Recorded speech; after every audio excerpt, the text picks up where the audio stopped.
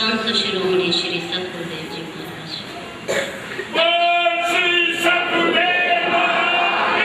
अर्चनीय वंदनीय धर्म स्वरूप पूरे समाज भक्ति स्वरूप मातृशक्ति प्यारी प्रातः काल की शुभवेला में पैरों की चौकड़ी लगाकर बैठते हुए शरीर को सीधा रखते हुए मन को अपने पास रखते हुए चित्त वृत्तियों को एकाग्र करते हुए शांति का दान देते हुए आंखें खोल कर बैठते हुए चेहरे को मंच की ओर रखते हुए समय के अनुसार धर्म की चर्चा, जीवन सुधार की चर्चा, प्रभु की पवित्र पावनी चर्चा कहने एवं सुनने का प्रयास करें। रखे गए ये प्रभु के सिमरन और चिंतन के 8 दिन के समय में से आज छठा दिन जा रहा है। 2 दिन शेष हमारे पास है। प्रभु की कृपा, पूज्य गुरुदेव का आशीर्वाद हम सब पर बना हुआ है और बना रहेगा, क्योंकि हमने आपके सामने एक कड़ी रखी हुई है कि गुरु ब्रह्मा गुरुर् विष्णु गुरुर्देवो महेश्वर। गुरुदेव ही ब्रह्म स्वरूप है, गुरुदेव ही विष्णु जी का स्वरूप है और पूज्य गुरुदेव ही भगवान शंकर का स्वरूप है। तीनों रूपों के दर्शन, तीनों देवताओं का दर्शन तारतम्य इस पूज्य गुरु मूर्ति में होता है। शरीर गुरु नहीं होता, उनके अंदर बैठा हुआ ज्ञान, ज्योति, प्रकाश, जो शिष्य को रास्ता दिखाता है, दिशा देता है, मार्ग दिखाता है और शिष्य के अंतःकरण में अपनी ज्योति से उसके अंदर की ज्योति को प्रकाशित करता है, उसको गुरु कहते हैं। वो तत्व गुरु तत्व है। गुरु शब्द का अर्थ, गो का अर्थ अंधकार, रू का अर्थ प्रकाश। जो तत्व, जो हस्ती मनुष्य को अंधकार से हटा करके, बुराई के मार्ग से हटा करके अच्छाई और धर्म के मार्ग पर चला दे, सही दिशा दे दे, उस तत्व को गुरु शब्द से संबोधित किया जाता है, उसे गुरु कहा जा सकता है।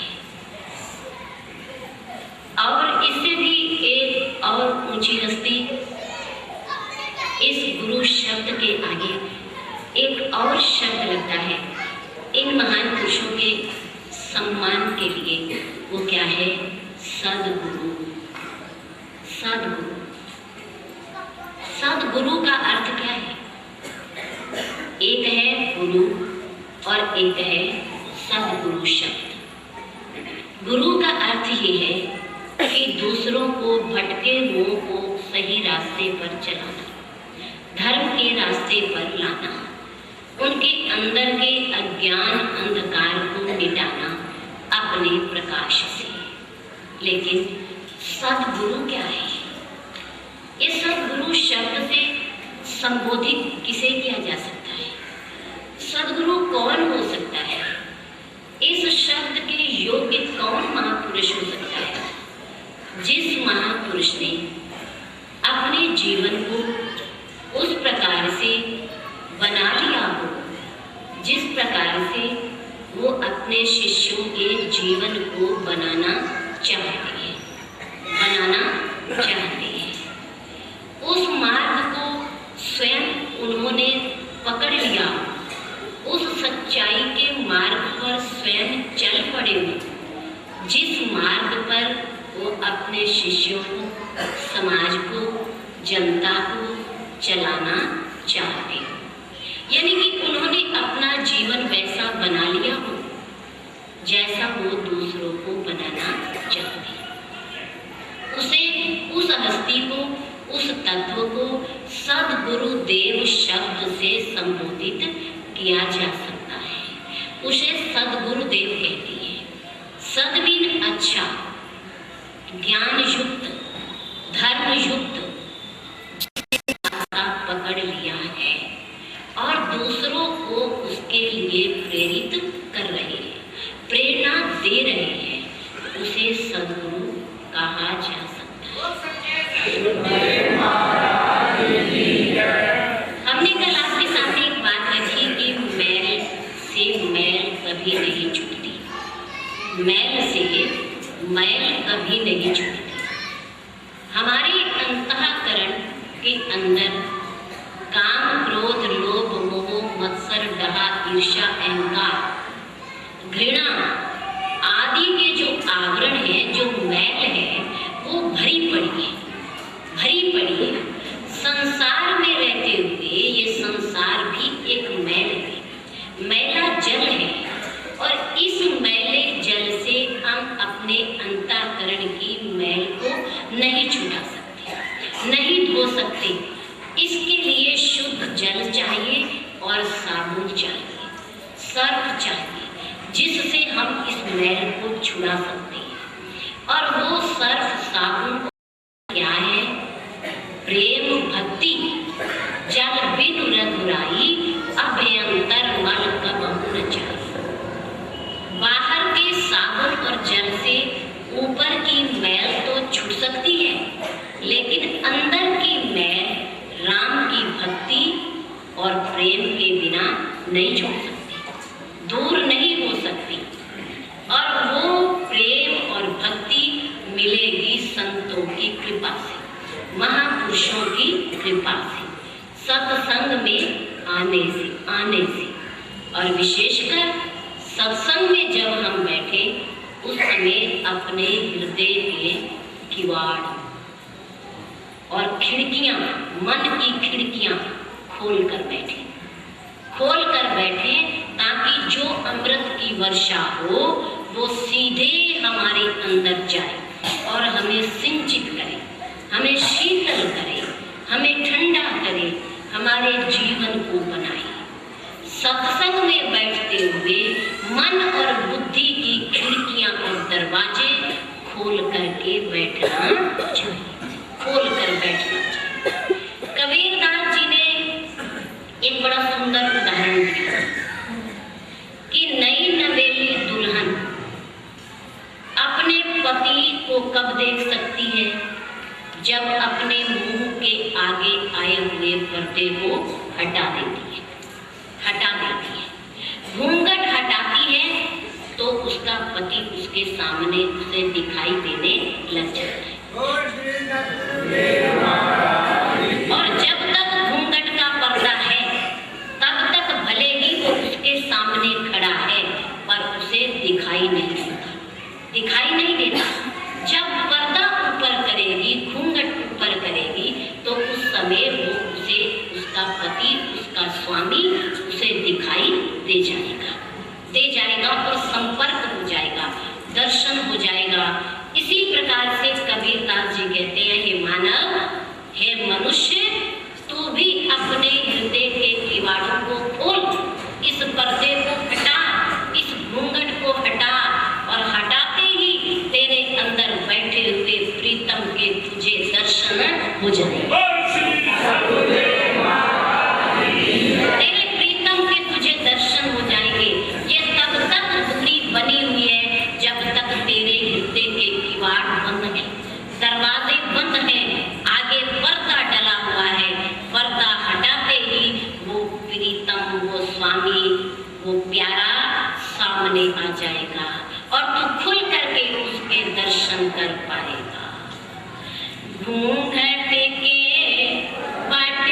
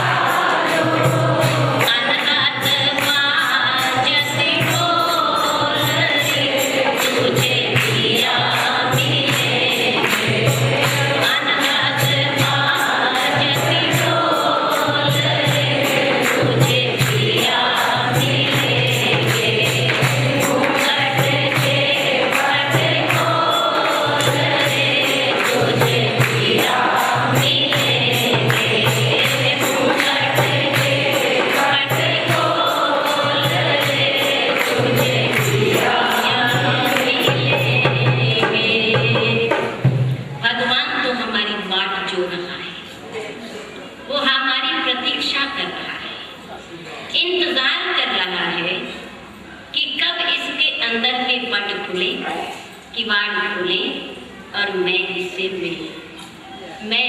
मिलूं। वो हमारी प्रतीक्षा कर रहा है, देर हमारी है, उसकी तरफ से नहीं, हमारी तरफ से। इसलिए अपने अंतःकरण के मैल को छुड़ाने के लिए राम की प्रेम भक्ति रूपी जल और साबुन लेकर के हम उसे धो डालें, अंतःकरण निर्मल हो जाएगा।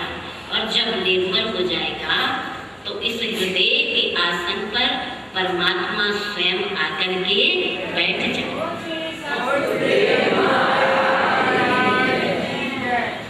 गोस्वामी तुलसीदास जी ने भगवान राम से एक प्रश्न किया। क्या प्रश्न किया? कि प्रभु, आप राजा दशरथ के यहाँ आए, कैसे आए, क्यों आए? मैं तब आया जब मुझे राजा दशरथ ने बुलाया, पुत्र रूप में बुलाया, मुझे चाहा, इसलिए मैं आया। अच्छा प्रभु, जनकपुरी में किसने बुलाया? राजा जनक ने बुलाया। महर्षि विश्वामित्र जी को निमंत्रण देकर सीता जी के स्वयंवर का उन्हें आमंत्रित किया और हम अपने आमंत्रित गुरुदेव के साथ यहाँ तक पहुंचे, आए। ठीक है प्रभु, आपने 12 वर्ष तक चित्रकूट पर निवास किया, वहां किसने बुलाया? भगवान राम ने कहा, वहां देवताओं ने बुलाया, इसलिए मैं आया। अच्छा प्रभु ठीक है, अयोध्या में राजा दशरथ ने बुलाया तो आए, जनकपुरी में विदेहराज राजा जनक ने बुलाया तो आए, चित्रकूट पर देवताओं ने बुलाया तो आए। प्रभु नंबर 4 पर लंका में किसने बुलाया? तीनों बात तो मानने की है कि चलो बुलाया, निमंत्रण दिया और आप आए, लेकिन लंका में किसने बुलाया? किसी ने नहीं बुलाया। तो वहां क्यों गए? वहां मैं अपने आप गया। अच्छा प्रभु, गोस्वामी तुलसीदास जी ने कहा, प्रभु आप बड़े चतुर हैं, जो किसी को बुलाता है, आमंत्रित करता है तो बैठने को जगह भी देता है, आसन भी बिछाता है, बिस्तर भी बिछाता है। राजा दशरथ ने आपको बुलाया तो महलों में बड़े सुंदर सुंदर मखमल गद्दे दिए, आपको आसन दिया, और एक ऐसा आसन सिंहासन देना चाहते थे, लेकिन आपने स्वीकार नहीं किया, क्योंकि उन्होंने बुलाया तो देना चाहिए आसन, और राजा दशरथ दे भी रहे थे, आपको सिंहासन दे रहे थे, लेकिन आपने नहीं दिया। नंबर 2, जनकपुरी में आप पहुंचे, विदेहराज राजा जनक ने बुलाया, सीता जी के स्वयंवर में उन्होंने भी आपको आसन दिया, और उस आसन का नाम क्या है? बरासन, जो दुल्हा को दिया जाता है, उसे कहते हैं बरासन, जिस पर दुल्हे को बिठाया जाता है। आपको आसन मिला? हाँ जरूर मिला। चित्रकूट पर आपको देवताओं ने बुलाया, वहां भी आपके लिए एक आसन पहले से तैयार कर रखा था, उषा का आसन आपके लिए पहले से ही तैयार था। आप आए और बैठ गए। प्रभु लंका का जो राजा रावण है ना, उसने ना तो आपको निमंत्रण दिया, ना बुलाया, क्योंकि वो आपको चाहता ही नहीं कि आप मेरी नगरी में आए, आपको शत्रु मानता है, बुलाया भी नहीं और आसन भी नहीं दिया। आप गए भी अपने आप और अपने लिए आसन भी बनाया अपने आप।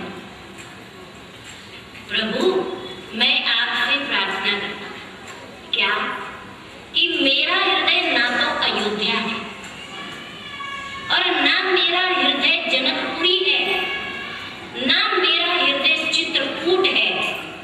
प्रभु मेरा तो हृदय है राजा रावण की नगरी लंका जैसा।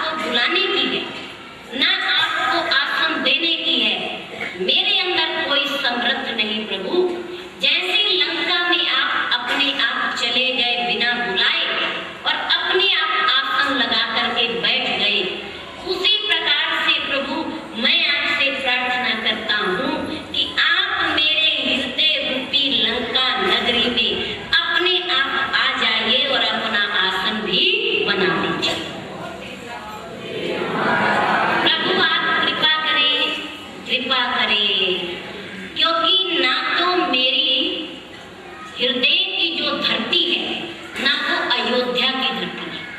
अयोध्या की धरती क्या है? ये तीन धरतियां हमारे सामने हैं।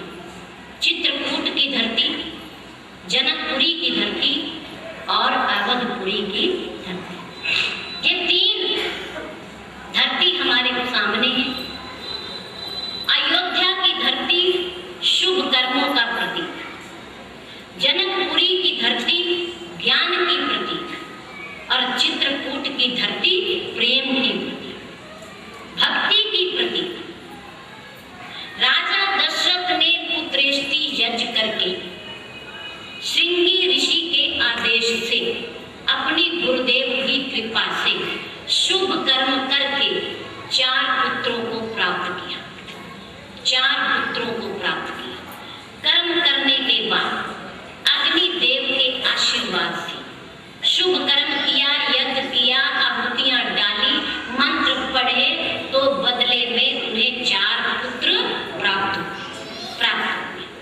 नंबर 2, जनकपुरी का राजा विदेह राज। विदेह मैंने बिना शरीर, जिसकी देह है ही नहीं, जो देह से ऊपर उठ चुका है, जो ज्ञानवान है, ज्ञानवान, जिससे ज्ञान पढ़ने के लिए बड़े बड़े महापुरुष आया करते हैं। बड़े बड़े महापुरुष। ज्ञान की धरती है जनकपुरी, ज्ञान की धरती है। चित्रकूट प्रेम की धरती है, भक्ति की धरती है, जहाँ 2 भाइयों का मिलन हुआ, राम और भरत का मिलन हुआ, जहाँ प्रभु ने 12 साल तक निवास किया, महापुरुषों को सुख दिया, वहाँ रहकर दर्शन दिए। वो प्रेम की धरती है, प्रेम की धरती है। गोस्वामी तुलसीदास जी ने कहा, प्रभु ना तो मेरे अंदर शुभ कर्म करने की शक्ति है, ना मेरे हृदय के अंदर ज्ञान है, ना मेरे हृदय में भक्ति है। मैं इन तीनों से शून्य हूँ, खाली हूँ, मेरे पास कुछ नहीं। मेरा हृदय तो लंका नगरी है। आप आइए, अपने आप आइए, बिना बुलाए आइए। जैसे वहाँ बिना बुलाए चले गए, मेरे हृदय में अपना आसन लगाइए, अपने आप अपना आसन तैयार कीजिए। प्रभु कृपा करो, कृपा करो। मेरे राम ने कहा, तुलसीदास बहुत सुंदर कहा, जो व्यक्ति दूसरों के गुण देखता है और अपने अवगुण देखता है, अपने अवगुण, अपनी बुराइयां देखता है, दूसरों की अच्छाइयां देखता है, वहां परमात्मा को बुलाना नहीं पड़ता। वहां ईश्वर स्वयं आ जाता है, स्वयं आ जाता है, अपने आप आ जाते हैं। गोस्वामी तुलसीदास जी, तुमने दूसरों की अच्छाई देखी, गुण देखे कि मेरे पास ना भक्ति है, ना ज्ञान है, ना कर्म है, मेरे पास कुछ भी नहीं, मैं इनसे हीन हूँ। आप मुझ पर कृपा करें, मेरे हृदय के अंदर आकर के निवास कीजिए, रहिए। अवगुण तजी सबके गुण गया ही, अपने अवगुण और दूसरों के गुण, अपने अवगुण और दूसरों के गुण जो व्यक्ति देखता है, वो एक ना एक दिन जरूर गुणवान बन जाता है, जरूर गुणवान बन जाता है।